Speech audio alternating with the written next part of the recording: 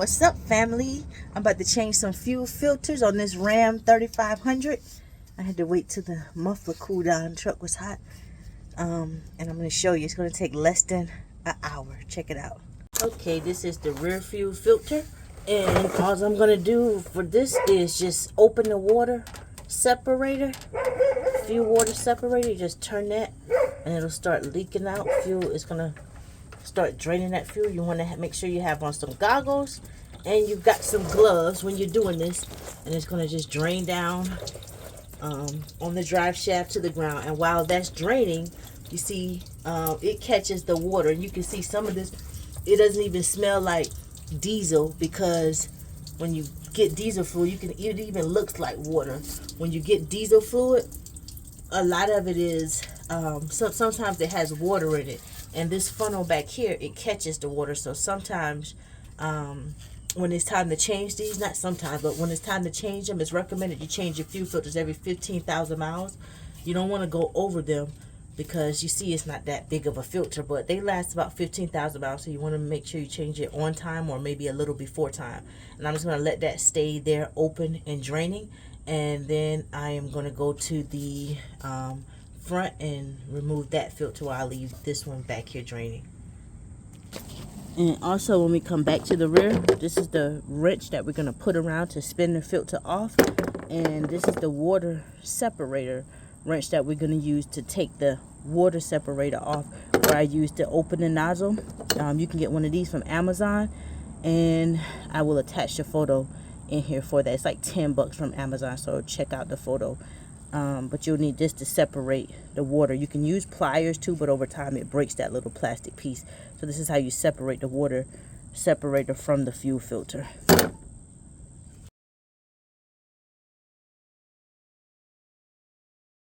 Okay, now coming up front, the fuel filter housing up front is right there, and I've replaced my stock plastic cap with a metal cap, so that it's easier. And I use a socket to put on there, a right fitting socket, because you don't have the right socket, you can script that, and it'd be a pain if you script that plastic one. But I use a socket. This is a Duralast 28, and I got a swivel extension on it, and then I've got me a long extension bar here where I just hook this in, and then I've got a little pick where I'm going to use to take the gasket off of there. And so this is how I set it up. And so I just set it up like this with the regular ratchet. Sometimes I get a longer extended ratchet, but this the longer the ratchet, the more torque. So if it's really tight and you need more torque, you can just extend out your ratchet instead of this small one that I have. So I'm going to put the phone down and loosen the top. Well, one thing I didn't show before I loosen the top, and also I had to change out, I'm going to need a longer ratchet because that small one won't give me enough torque. But before I loosen the top, you see that yellow tab there? You just turn it to the left, and what that does is that opens the bottom of the filter housing so that the fuel that's already in there can drain out, and that way you don't contaminate when it's draining out.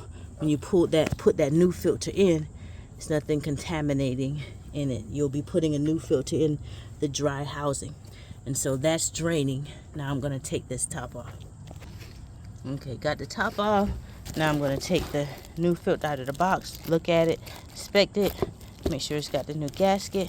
I'm going to sit this to the side, and then you see this rubber gasket here, that's what I got the pick for. It's alongside the side of the canister, so I'll just take my time and work that gasket off of there and pull that off. I got that.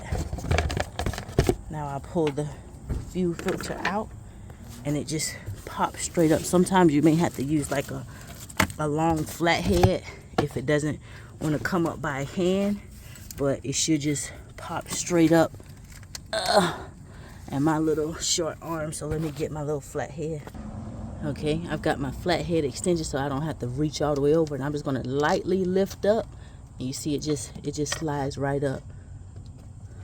It just slides right up, and now I should be able to lift up easier There we go.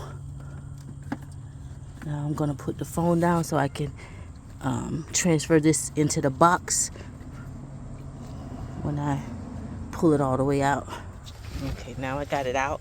And usually when you pull it out, sometimes you just want to take a little look at it. Sometimes I've seen some of my buddies with these same trucks, they pull theirs out and these front filters are so dirty. But as you can see, this one, it's like you can tell it's been used, right? It's like slightly tan, but it's not black dirt, which is a good thing. That means the rear filter is doing its job before it sends this fuel up to the main high pressure pump, right?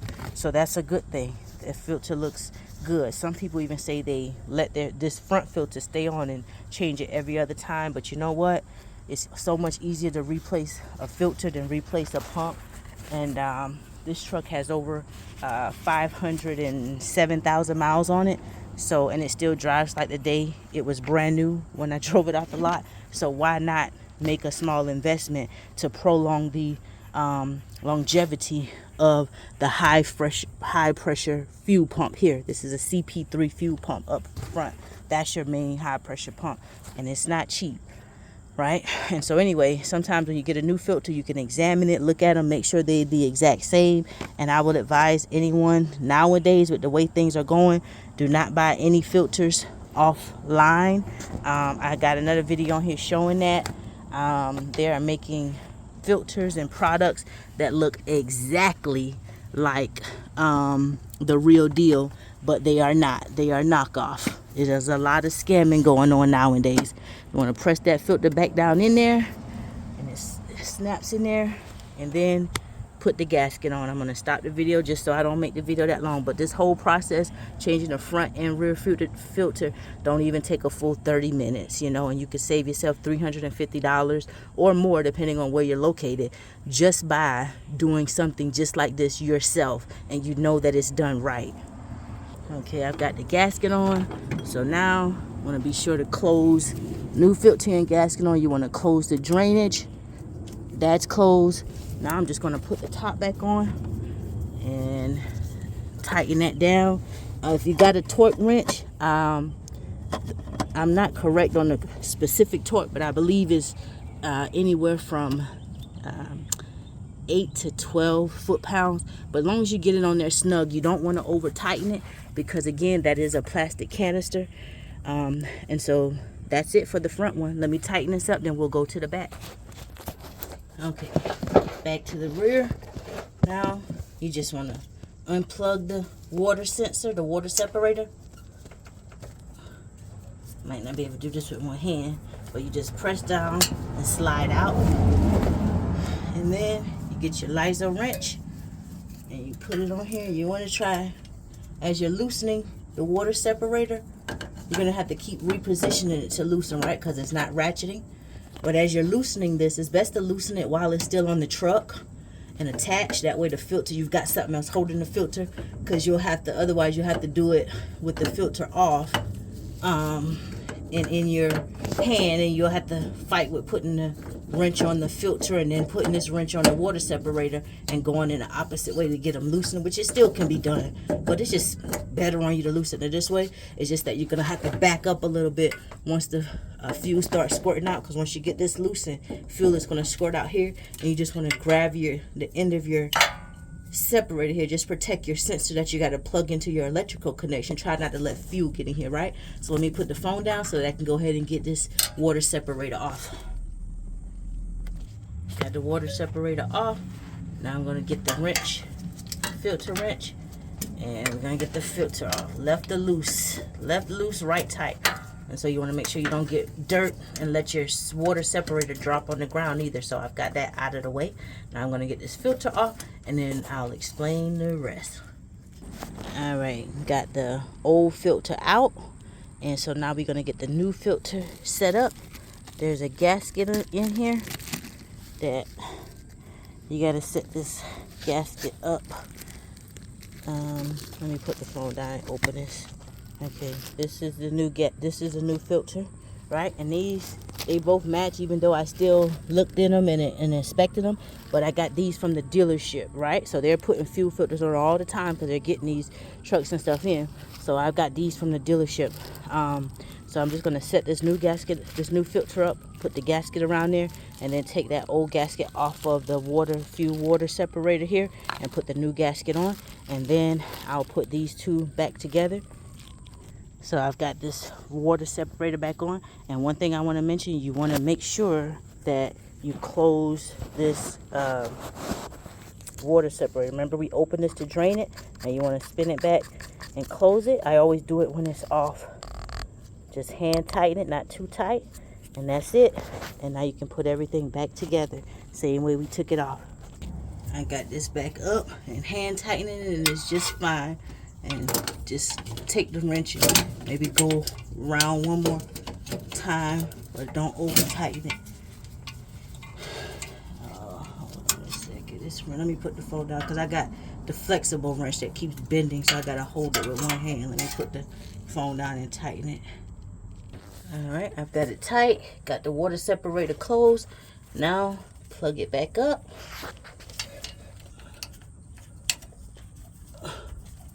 Bada boom, bada bing.